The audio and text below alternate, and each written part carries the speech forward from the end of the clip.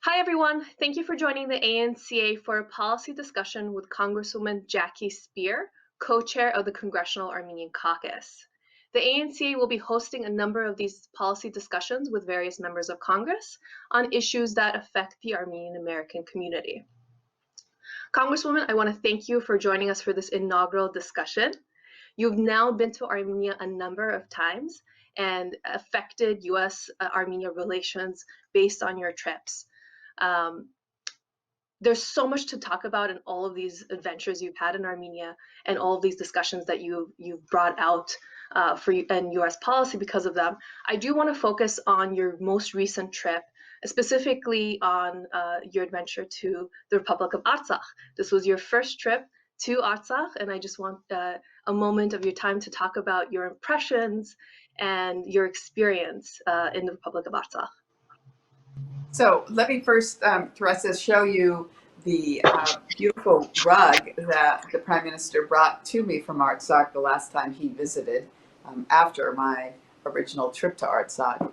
I would say that what I remember most about the trip to Artsakh was the people. The people are extraordinarily fine people. And we meet lots of people in our lives. I was especially impacted by the graciousness, the kindness, the pure, simple interest of wanting to be free from attacks by Azerbaijan, be embraced by Armenia, and the love they have for their small piece of land that they call their country. So that's what I remember most. And the wonderful lunch we had, and meeting all of the very genuine elected officials that want to just do their level best to make sure that people are free from oppression and can associate themselves with the rest of their people in Armenia. Certainly our visit to the demining by the Halo Trust was impactful as well, and I came back and made a very impassioned plea to our U.S. ambassador to Armenia that we extend the funding for demining. I'm very disappointed in how she has interpreted the needs there, and I think that with the change of administration, which I hope is forthcoming, we will have a better outlook. Thank you, Congresswoman. You did have the opportunity to visit the Halo Trust and firsthand see the work. Can you discuss a little bit about, your impressions of the work that they do and kind of share for folks who maybe don't know exactly the details, what it takes for the demining to really be accomplished in Artsakh, and the importance of continuing U.S. funding for that project? So I actually co-chair the UXO Demining Caucus in the House after a trip I made to Laos because, believe it or not, there have been more bombs dropped by the United States in Laos than all the bombs dropped in World War II. So I became very interested in the issue and very cognizant of our responsibility to contribute to these demining efforts around the world. So when I went to Artsakh, I was impressed and amazed at the skills by mostly women, I might add, who were showing us the very careful process and dangerous process that they undertake to identify where the ordnance is and then to extract it. So it was. It's something that out of just our commitment to humankind, to human rights, that we would want to continue to be engaged in. So I am putting forth an effort to add to our budget this year $1.5 million to continue demining efforts in Artsakh, and I'm joined in that effort by my co-chair, Frank Pallone, and Adam Schiff. Thank you, Congresswoman. And as you mentioned, the people of Artsakh are peace-loving people, and it's a human right for them to be able to live freely, independently in this democracy that they've created.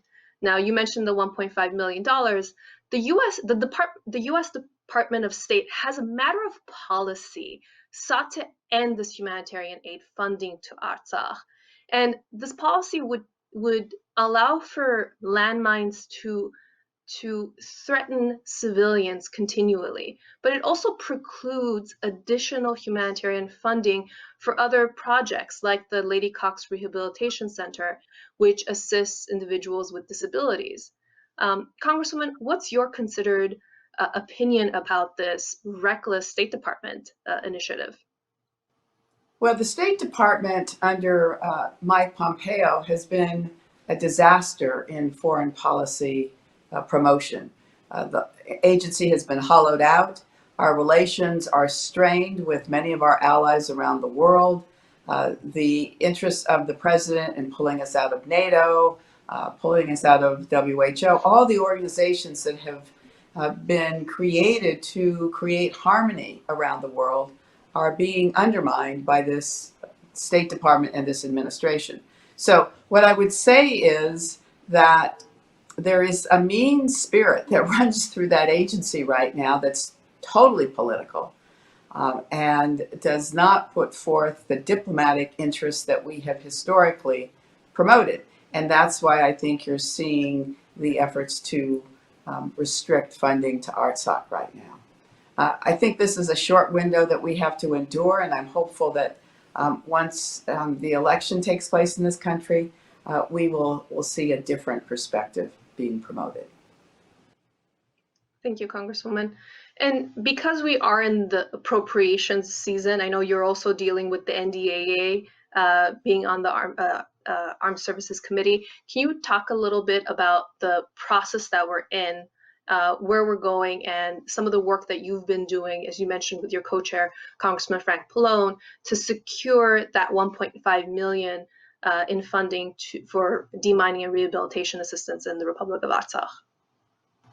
So the effort is to get that put into the appropriations bill as it starts to move through the congressional process. Last year, you may recall, I was successful in getting $40 million provided to Armenia in foreign aid. I want to see that number jump to $100 million this year, or in the alternative, to have it equal to whatever Azerbaijan is receiving. I think the military exercise that Azerbaijan engaged in on May 18th was very problematic. It violated the Vienna document, and they should be called upon to answer for that, which, to my knowledge, has not yet taken place. I intend to pursue that with the State Department moving forward as well. Thank you. It's good to know the work that you're doing and leading in Congress. It's always a pleasure working with you and your staff. You're always on top of these issues, and at times when I speak to your staff, they've read the Armenian news before I've even gotten to it. So it's wonderful to know that how committed you are, and that reflects and the commitment you've instilled in your staff. Congresswoman, these are very tumultuous times,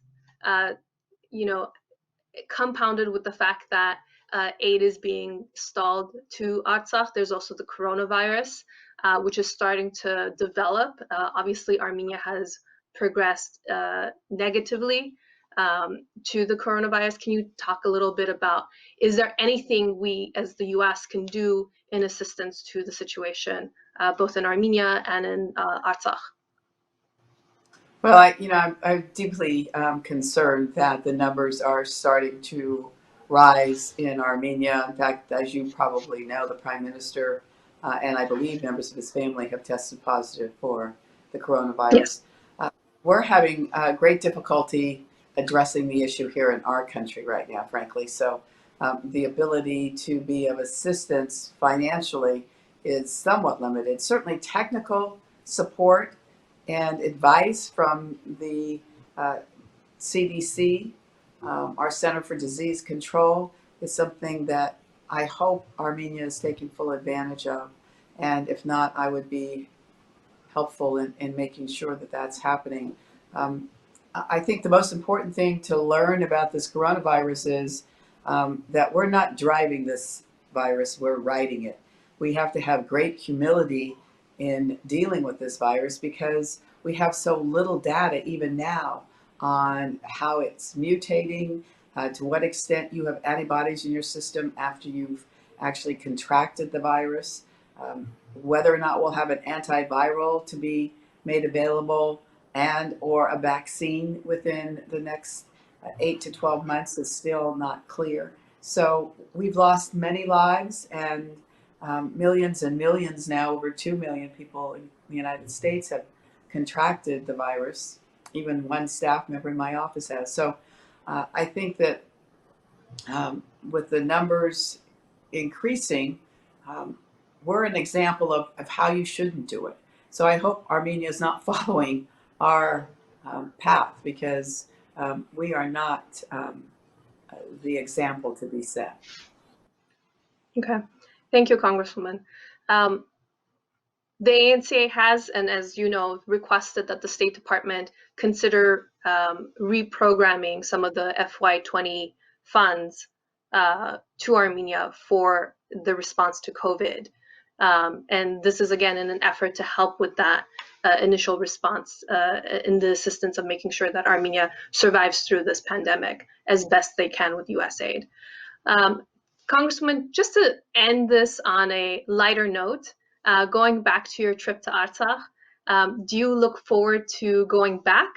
And if so, what are you looking forward to discovering next? And you mentioned the dinner, or the lunch that we had. You got to experience Jengel of Hats and Qatara wine and a little bit of tutiore. So what are you looking forward to discovering next, whether it's the food or the people or the culture or the politics? You're Or making something me else? hungry already. I'm always hungry, My so. visit was short. We were only there, I think, for maybe 5 to 6 hours. So I would certainly want to extend my visit. They were so gracious. They gave us a hotel room, each of us, so that we could freshen up. And I hope that next time I visit, I can actually spend the night and enjoy the culture and the people even more. It's a lovely, lovely area, and I think I'd love to take the advantage of seeing some of the flora and fauna that is so abundant there as well. Wonderful. Well, we look forward to you returning to Artsakh, to returning to the homeland. Congresswoman, I want to thank you again, and I want to thank everyone who's been watching. The ANC, again, will be having multiple of these policy conversations with members of Congress. And again, we want to thank the co-chair of the Congressional Armenian Caucus, Jackie Speier, for joining us for this inaugural conversation. As the Congresswoman mentioned, how she's working tirelessly to make sure that the $1.5 million from the U.S. government is secured in the appropriations bill. You too have a role to play in this. You can send a letter to your member of Congress urging them to support the $1.5 million in demining and rehabilitation assistance. You can make a phone call to your member of Congress's office, also letting them know that you support this. You can do all of this very easily by going to anca.org/aid. Again, that's anca.org/aid. So please go ahead and send that email, make that phone call, and like and share this post. Thank you so much. If I could add a point here, they really matter. So making that phone call, writing that email, it does make a difference. So I encourage you to do that. Right from the lion's mouth, right from one of our greatest leaders in Congress. Make sure you take action. Make sure you go out and vote. Thank you, Congresswoman, and I look forward to continuing to work with you and your staff on Capitol Hill. I look forward to it as well. Be well. You too. Thank you.